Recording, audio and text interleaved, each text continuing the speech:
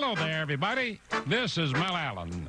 Summer is here, and baseball is in full flower. Detroit blossoms in the bullpen, while the Brewers show signs of losing their leaves before fall. Young sprouts in New York open fast on fertile soil and burst in bloom to brighten the landscape. A perennial beauty displays his colors for the last time, but remains in the garden. The Phillies pollinate at the plate and plant a seed to stem Chicago's growth. In Seattle, the Ranger petals are plucked by a budding pitcher who uproots 7 in a row. Last-minute transplants give new life to teams that plan to arrange a bouquet for the fall on This Week in Baseball.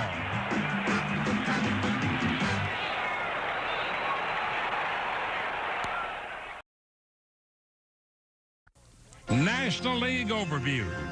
Philadelphia flew into Wrigley Field for a 4-game barn burner against Chicago with first place in the East at stake. The Phillies picked up their bats and never stopped swinging. 47 hits and 33 runs to sweep the series and take over the top.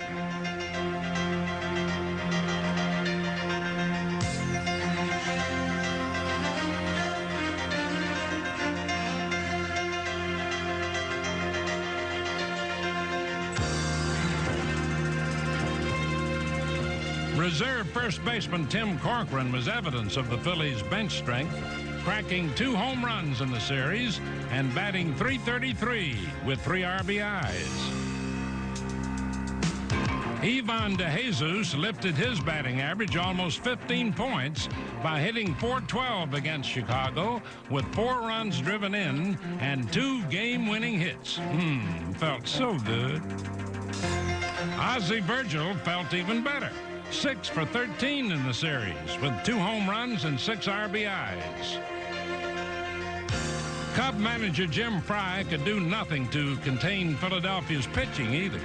Al Holland was called out of the bullpen to zip up saves number 14 and 15 this season, second most in the league, as the streaking Phillies left Chicago fans in a mighty sad state.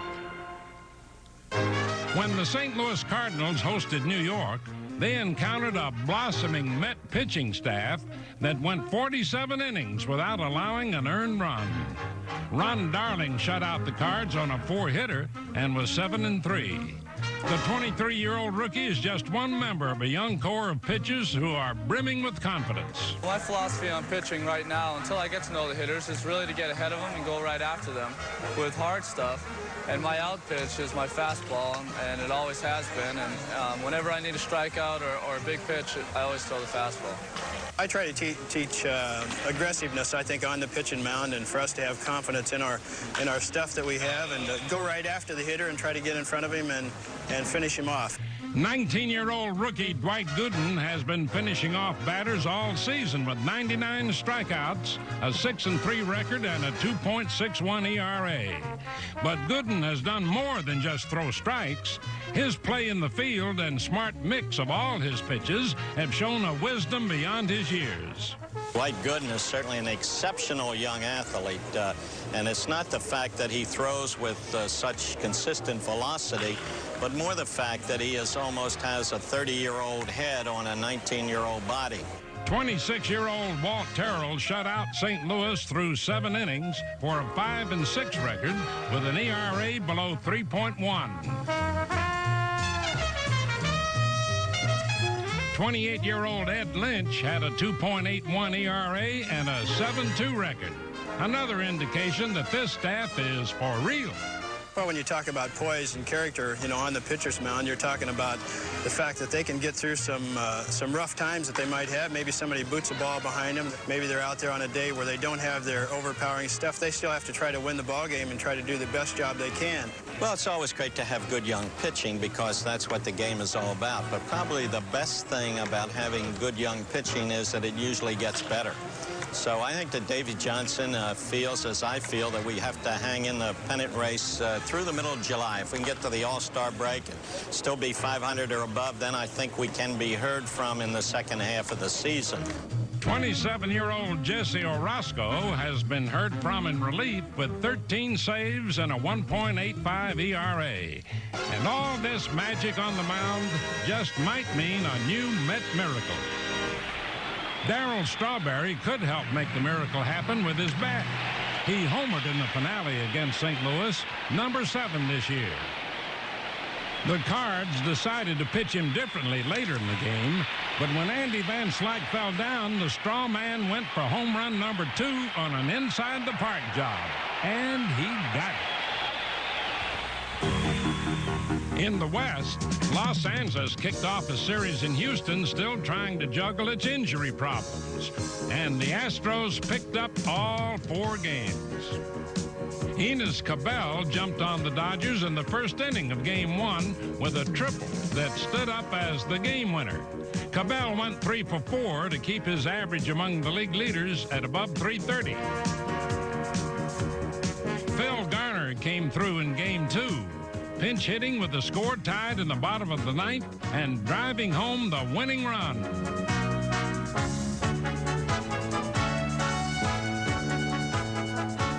The Astros continued to flex their muscles in Game 3. Ray Knight led a Houston comeback from a 5-0 deficit with a 3-run homer. Going into the game, the Astros were last in the majors in home runs with 18, but after Knight blasted his long ball, Phil Garner unloaded one as well, giving Garner his second game-winning hit in a row.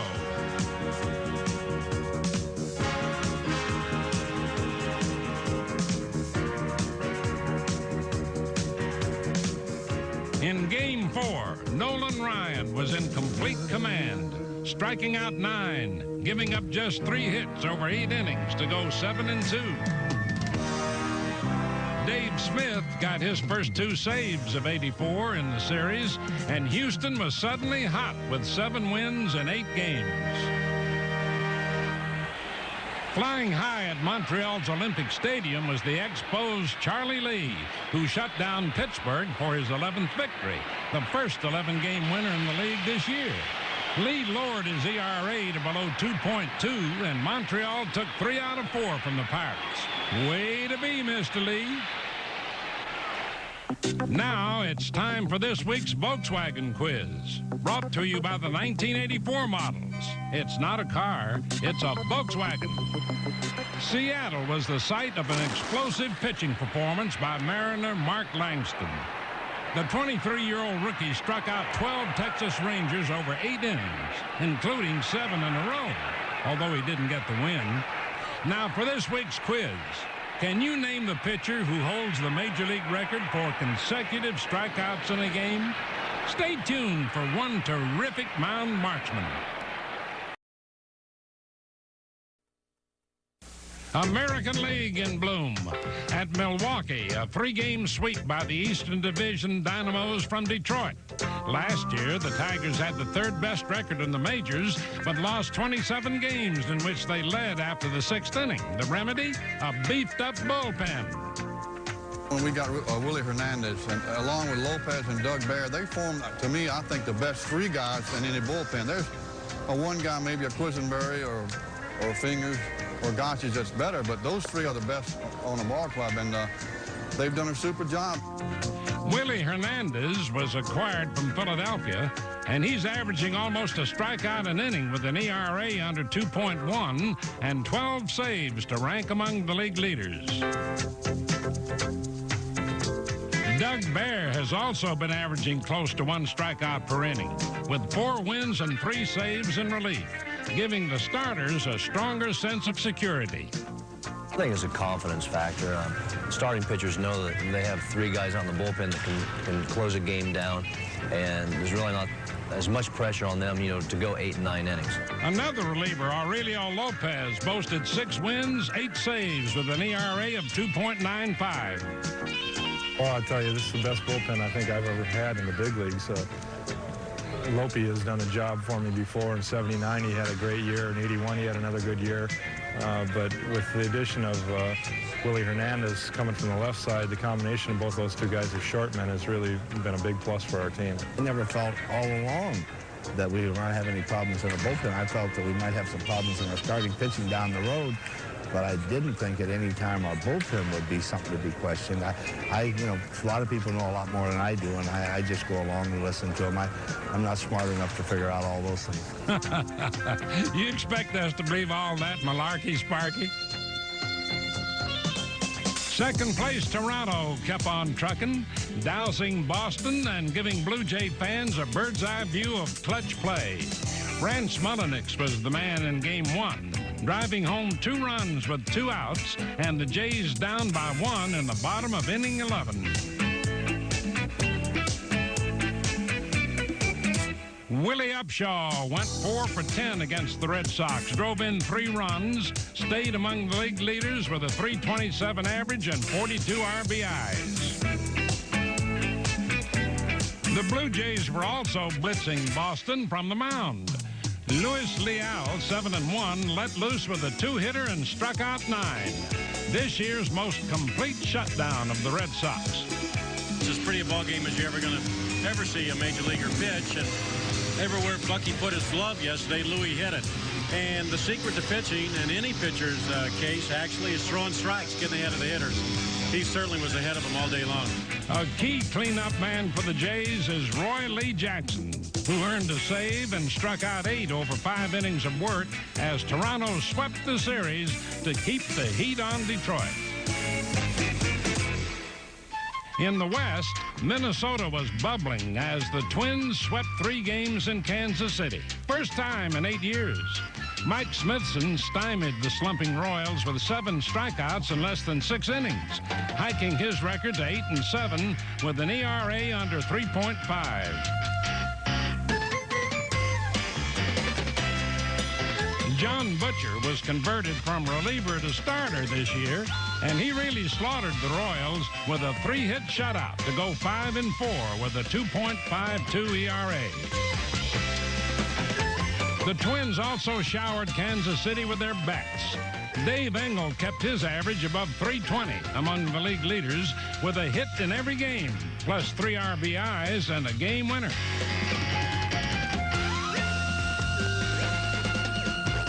Mickey Hatcher also hammered hits in all 3 games, going 4 for 11 against the Royals with a game winner and lifting his average above .290.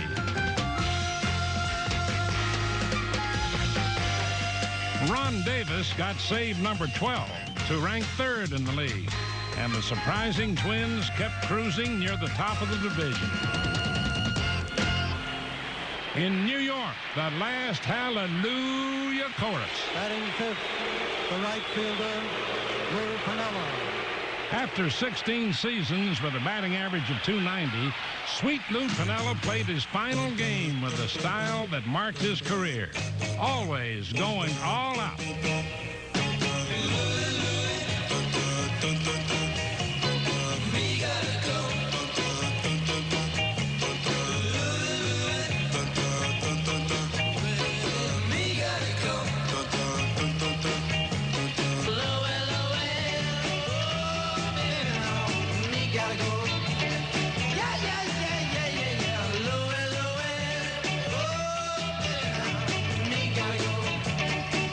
Piniella is taking over as coach and batting instructor. Well, the Yankees have lost Lou's bat, but they retain his wellspring of knowledge, class, and heart. Now, let's get to the heart of this week's Volkswagen quiz. Tom Seaver was a New York Met when he set the record for consecutive strikeouts in one game, 10 straight against San Diego on April 22nd, 1970. Tom Terrific got the last batter in the 6th inning and then set the side down in the 7th, 8th, and 9th. Seaver struck out 19 overall in the game, which incidentally tied the Major League record.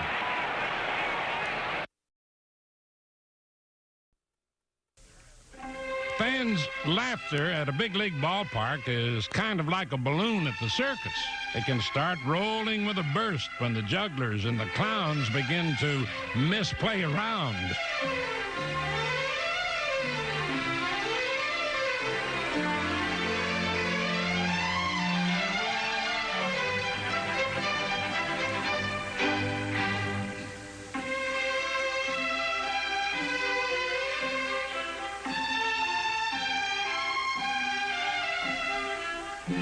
Hey, man, don't hide. Let the sun shine in.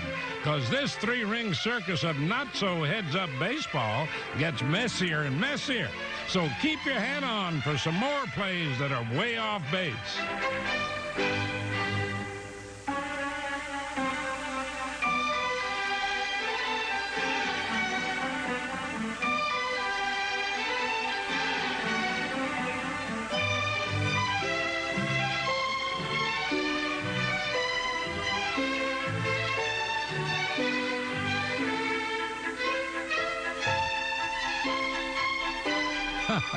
Yes, indeed. The game is full of pitfalls and pratfalls. Hey, did somebody say send in the clowns? Now let's watch an explosion of big bang defense that's pure dynamite.